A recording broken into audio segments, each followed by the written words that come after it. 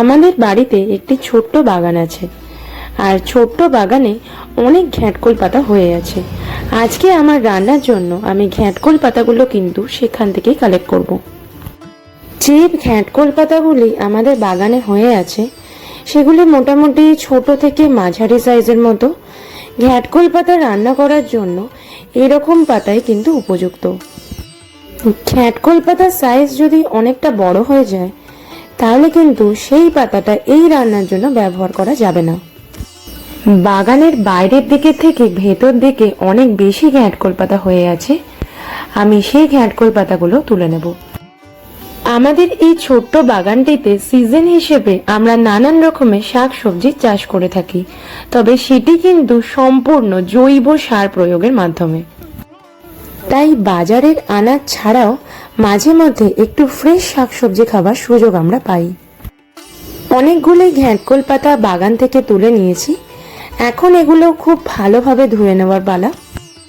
যেহেতু এই পাতাগুলি বনে জঙ্গলে হয়ে থাকে সেই কারণে এই পাতাগুলিকে অনেকবার করে ধুয়ে নিতে হবে পরিষ্কার জলে। পাতাগুলি কাটবার আগে পাতার মধ্যে লেগে থাকা নোংরা পরিষ্কার করবার জন্য আমি অন্তত 4 থেকে 5 বার ধুয়ে নেব পরিষ্কার জলে। পাতার যে ডাঁটা আছে তার সামান্য একটুখানি অংশ রেখে দিয়ে দেখুন প্রায় সমস্ত পাতাগুলি আমি কেটেই নিয়েছি। দেখুন পাতাগুলির মধ্যে এরকম কিছু পাতা থাকতে পারে যেগুলি খারাপ হয়ে গেছে, মানে একটু জ্বলে গিয়েছে বা একটু পেকে গিয়েছে, এরকম পাতা কিন্তু আমরা এখানে ব্যবহার করতে পারবো না। পাতা থেকে কেটে রাখা ডাঁটিগুলো কিন্তু রান্নার কাজে ব্যবহার করা যায়, তবে এখন আমি ডাঁটির ব্যবহার না করে শুধুমাত্র পাতা বাটাই করব। তো পাতাগুলি আমার বাছা হয়ে গেছে। মাঝারি থেকে ছোট পাতাগুলো আমি রান্নার জন্য রেখেছি, আর যে পাতাগুলি খারাপ ছিল সেগুলিকে আমি একদিকে বাদ দিয়ে দিয়েছি। পাতাগুলি একটি অন্য জায়গায় তুলে আমি কাটিং বোর্ডটা খালি করে নিচ্ছি, কারণ কাটিং বোর্ডেই পাতাগুলি কাটতে হবে।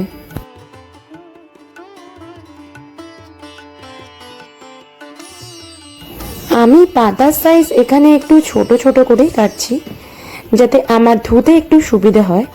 আপনারা চাইলে পাতার সাইজ একটু বড়ও রাখতে পারেন, এতেও কোনো অসুবিধা নেই।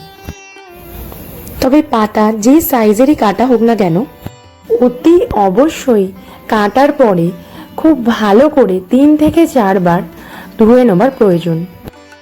জায়গা হিসেবে আমরা অনেকেই ঘ্যাঁটকোল পাতাকে কিন্তু খারকোল পাতাও বলে থাকি। খারকোল পাতা বা ঘ্যাঁটকোল পাতা আমরা 2 ভাবে রান্না করতে পারি। প্রথমে বেটে নিয়ে তারপর তেল দিয়ে ভাজতে পারি, অথবা পাতাগুলিকে হালকা সেদ্ধ করে নিয়ে তারপর বেটে নিয়ে তেল দিয়ে ভাজতে পারি। এখন দেখুন কথা বলতে বলতে আমার সবকটি পাতা কাটা হয়ে গিয়েছে। এখন পাতাগুলিকে আরো 3 থেকে 4 বার খুব ভালোভাবে পরিষ্কার জলে ধুয়ে নেব। এখন পাতাগুলিকে আমি আরো 3 থেকে 4 বার খুব ভালোভাবে ধুয়ে নিয়েছি। এখন কড়াইয়ের মধ্যে একটু জল দেবো পাতাগুলি সেদ্ধ করবার জন্য, মানে রান্নাটা আমি দ্বিতীয় পদ্ধতিতে করব। যেহেতু এই পাতাগুলি বনে জঙ্গলে হয়ে থাকে তো এতে অনেক জীবজন্তুর আনাগোনা হয়ে থাকে, অনেক জীবাণু থাকে, তাই জীবাণুগুলোকে নষ্ট করবার জন্যে সবার প্রথমে পাতাগুলিকে খুব ভালোভাবে সেদ্ধ করে নেব। এখন আমি দিয়ে দিচ্ছি এর মধ্যে 2 চামচ হলুদ গুঁড়ো আর 1 চামচ লবণ। এইগুলিকে খুব ভালোভাবে পাতার সাথে মিশিয়ে নিয়ে পাতাটাকে ভালোভাবে সেদ্ধ করার জন্য কড়াইটিকে কভার করে দিচ্ছি। এখন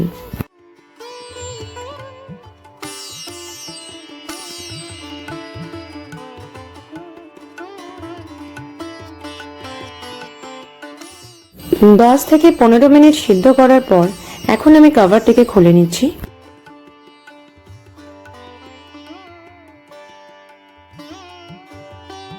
কড়াই থেকে জল প্রায় শুকিয়ে গেছে, পাতাগুলিও ড্রাই হয়ে গেছে। এখন পাতাগুলিকে তুলে অন্য পাত্রে রেখে দিচ্ছি।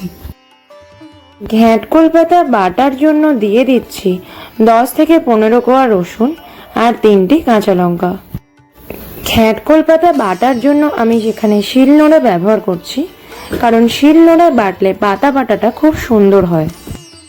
তবে আপনারা যারা শিলনোড়ার ব্যবহার করতে পারেন না বা পারবেন না, আপনারা মিক্সিতেও করতে পারেন, তাতে কোনো রকমই অসুবিধা নাই। এই ঘ্যাঁটকোল পাতা বাটার সময় রসুনের পরিমাণটা একটু বেশি দিতে হয়, এতে পাতার একটা গন্ধ থাকে সেটাও চলে যায়, আর পাতার স্বাদও একটু মুখরোচক হয়ে ওঠে। শিলনোড়ায় পাতা বাটতে সময় একটু বেশি লাগে ঠিকই কথা, কিন্তু শিলনোড়ায় বাটার পর তেল দিয়ে ভাজা হলে পাতার স্বাদটা কিন্তু দারুণ আসে। কথা বলতে বলতে সমস্ত পাতা বাটা হয়ে গেছে, এখন ভাজার জন্য প্রস্তুতি নেব। ঘ্যাঁটকোল পাতা বাটা একটি পাত্রের মধ্যে তুলে নিচ্ছি। শিলনোড়ার গায়ে যে পাতা বাটার অংশ লেগে আছে সেগুলো ভালোভাবে পরিষ্কার করে নেব।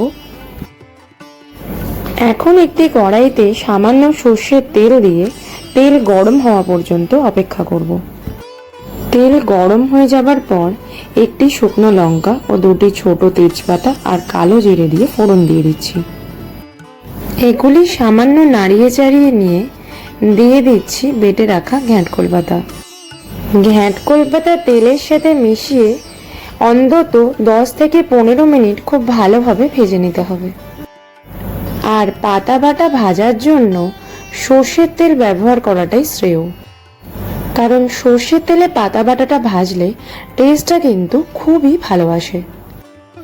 যদি ঘ্যাঁটকোল পাতা বাটা আপনাদের প্রিয় খাদ্য তালিকার মধ্যে থাকে আর আমার আজকের রেসিপিটি ভালো লাগে, তাহলে আমার ভিডিওটিকে লাইক ও আমার চ্যানেলটিকে সাবস্ক্রাইব করবার অনুরোধ জানাচ্ছি আপনাদের কাছে।